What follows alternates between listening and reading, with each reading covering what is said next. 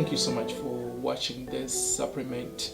And today it's just a continuation of what we've been talking about.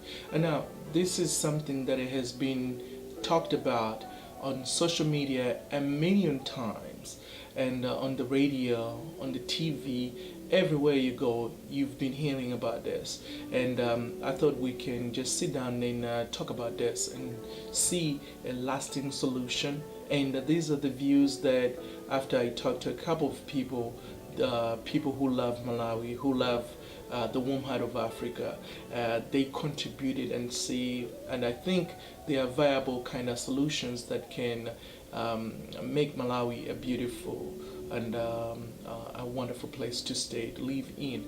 Now, recently we just heard about Mr. Fletcher, who was brutally, or I would say, who was murdered, who was killed, and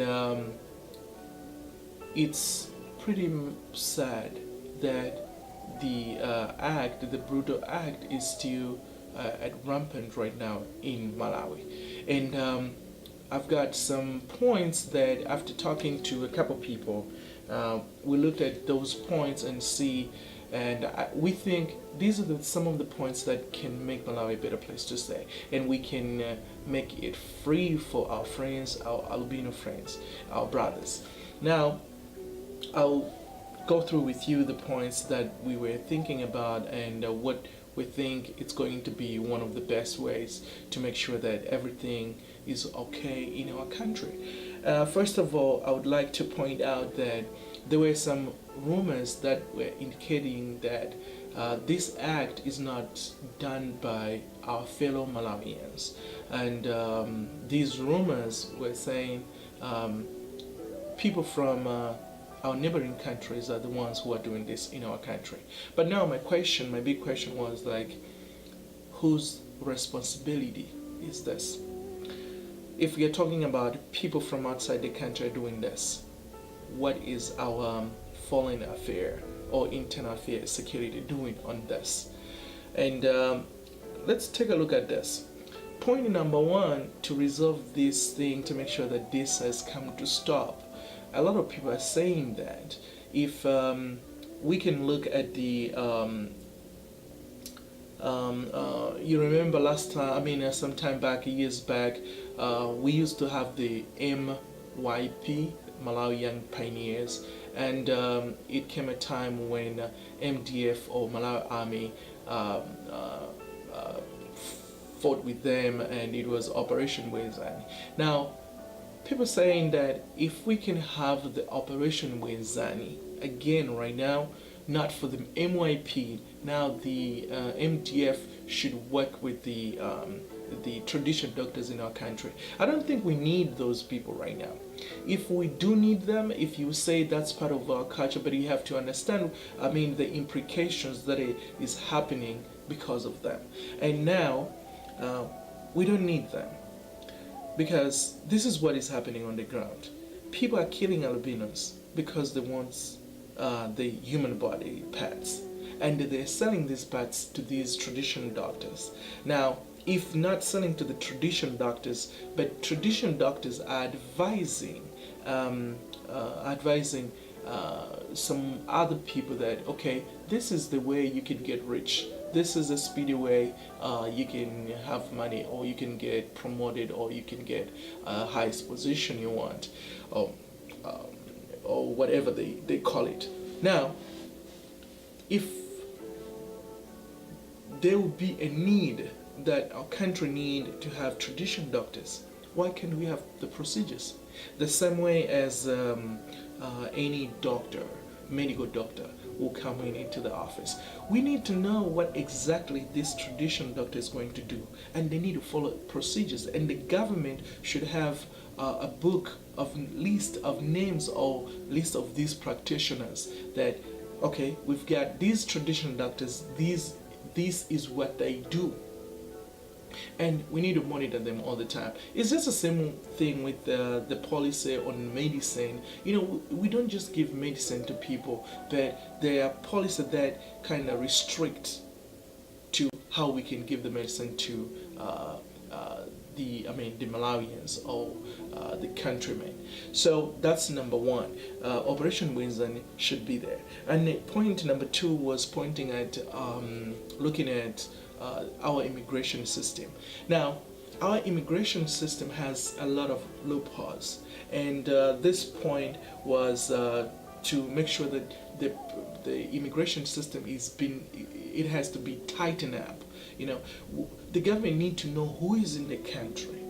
We know the government knows that, but to the extent of knowing their whereabouts, where are they going, for how long will they be in this country, and if it's overdue, they have to be returned back home.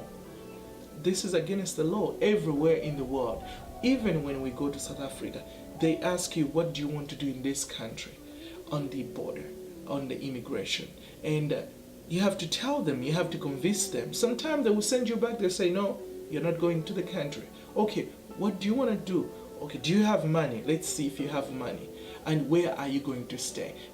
The government or the immigration should have this information, so that if these kind of things happens, we know where these foreigners or the people from outside the country they are, and we can trace, we can make a follow up on them. That's what this point was talking about. And number three was about the function of MDF. The MDF should be activated. This is war. People are being killed. Now, MDF protects people. We know police, they kind of keep security of the country, like the country should be at peace. But police and MDF can work together. Now, the MDF need to be activated. Not only waiting for the UN peacekeeping and other responsibilities, but we can take this and activate our MDF. And they have to face this. They have to find out what is happening in our borders. Who are these people who are just coming in, even the government do not know them. So that's another thing that was pointed out on this. And another point was coming up with a rapid response team, and this rapid response team should be an independent function. We never know. You might think of maybe this should be under Malawi Police Services, but we already know that Malawi Police Services already has the rapid response team, the 977. But if we want this to be effective on this issue right now, it has to be separated. It has to be independent. So these people need to be provided. We need to provide with them all the resources, transportation, the equipment, so that they can work efficiently and effectively. So the question would be like, where will these people get the funding from? Yeah, that's a very good question. I think as a citizen of Malawi, we have to play a role. Starting with the companies, they have to show their corporate social responsibility on this issue, but because we are talking about people's lives, and all the companies that are operating in our country, they want to make a profit. They want to sell their products to the people, and these are the people. Now, why not? Companies can come together and contribute and form this, and make some donations, and the function can start working immediately. But first of all, the government should be the leader in organizing this, because once we have this, we should be good. And the other thing that the response team is going to do, or the mandate area, would be like, they have to be responsive to all these kind of act. Not only this, but even it can be any, like, if people are being killed, there's no much security in that area, that the team can work. So we were thinking if this team should be in each district, and we should have at least 2 vehicles in each district. And if we have 2 vehicles or 2 cars, like 4x4 cars in each district, that is going to help them. And we should also ask our friends, like the mobile service providers like TNM, Airtel, Access, even the not only those ones, but even the telephone service providers like MTL, to come in. They can give us what is called the toll-free numbers, and these are the numbers that any citizen can call anytime as long as they have a phone.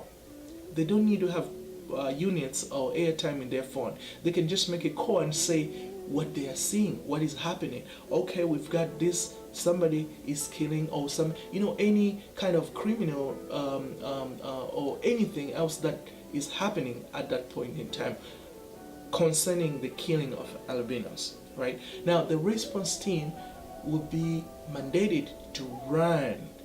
So it'll be a rapid response team, and they should go to this scenario place and help out and see what is happening, and if possible, catch the guys, catch the people who are doing these brutal acts. And that was another thing. And apart from that, we're looking at the judiciary. Now, the judiciary is about our court of law. Now, our judges, it was a plea to them that any criminal or all the criminals who are involved in this should be punished. Like, they need to receive stiff punishment, because that would be like a lesson to other people. So that was another thing. And also, when I was looking at the, on the internet, on the newspapers, the radio, the TV, I think opposition parties now they have a role to play. This is not a game where you can stand on a platform and start campaigning about. No, these are lives of people. Why can't you work with the government? Work hand in hand. This is the time that the opposition party, citizens of Malawi, everybody else, including me, we should work together with the government to combat this. So this should come to stop. It's not time to stand somewhere and say, hey, look, because of this ruling party, this is what is happening. No, we don't want to hear that. Malawi is a mature nation in terms of politics, in terms of democracy. Right now, we know what we want. What we want is you as an opposition political party play a role, work with the government to make sure that this has come to stop. And if we see your effort, if people see your effort, that's what you're doing, we will have trust in you, but not standing on the podium and start, castigating the other political parties because this is happening and capitalizing on this issue. This issue is not something to pray with. No, think about this is your brother. Think about this is your child. Think about it, because these are the same people that you want them to vote for you. If we let them be killed, who's going to vote for you? Nobody. So don't waste your time to stand on a podium and start talking about this, capitalizing on this, instead of working with the government. Work with the government. If you're in the parliament, work with the government. So that's what I wanted to share today. And thank you so much for watching. God bless Malawi. God bless you.